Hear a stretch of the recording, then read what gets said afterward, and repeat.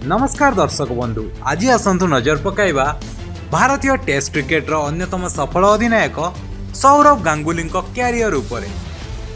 भारतर अन्यतम सफल captain Ganguly 113 test एवं 311 दिनिकिया match खेली। 113 टेस्ट मैच रु 239 सर्वाधिक स्कोर सह से संग्रह करथिले 7212 रन।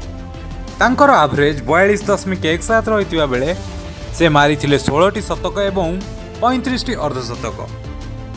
सेहीपरि दिनिकिया क्रिकेट रे दादा 100 विकेट अख्तियार करने सह बैटिंग रे स्कोर करथिले 10,000 रु अधिक रन। 311टी दिनिकिया रे से 41.02 एवरेज रे 11,363 रन स्कोर करथिले। सेहीपरि 100टी विकेट नैथिबा बेले बैट रे तांकर आसीथिला 22टी शतक एवं 72टी अर्धशतक।